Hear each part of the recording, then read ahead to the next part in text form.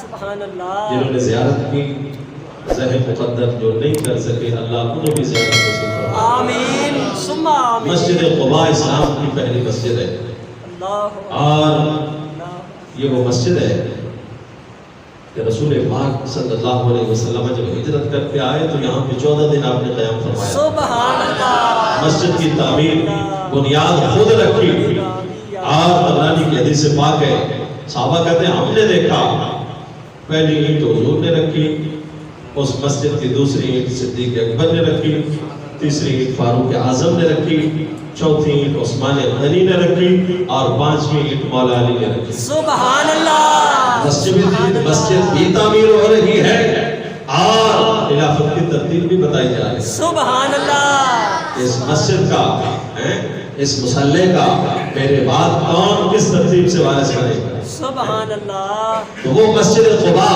حضور نے فرمایا. حضرت اسید بن زہیر انصاری فرماتے ہیں کہ آقا علیہ السلام نے فرمایا صلاۃ فی مسجد قباء کعمرۃ.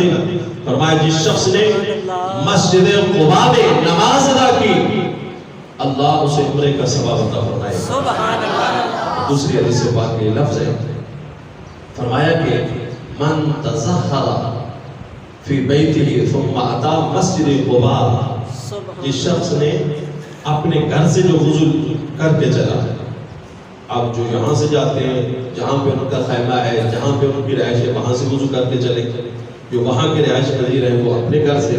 تو فرمایا جو شخص اپنے گھر سے وضو کر کے مسجد قباء کے لیے آیا، اور یہ وہ پیاری اور مقدس مسجد ہے کہ رسول پاک صلی اللہ علیہ وسلم ہر ہفتے والے دن مسجد قباء تشریف لے جاتے ہیں. سبحان اللہ. ہر ہفتے والے دن، اور وہاں جا کر آپ 2 رکعت نماز نفل پڑھتے تھے. سبحان اللہ. حضرت عبداللہ ابن عمر آپ کا بھی یہ معمول تھا کہ حضور کی سنت کو پورا کرنے کے لیے آپ بھی ہر ہفتے والے دن مسجد قباء تشریف لے جاتے، کبھی سواری پہ اور کبھی پیدل جاتے. پوچھا گیا تو فرمایا اس لیے کرتا ہوں کہ میں نے حضور کو اسی طرح کرتے دیکھا ہے کہ حضور جاتے بھی ہر ہفتے تھے اور کبھی حضور پیدل تشریف لے جاتے کبھی سواری پر تشریف لے جاتے. سبحان اللہ. سبحان اللہ. فرمایا جو شخص گھر سے وضو کر کے چلے مسجد قباء میں جا کر نماز پڑھے 2 رکعت نماز پڑھے فصلی فیہ صلاۃ کان لہ کاجر عمرۃ.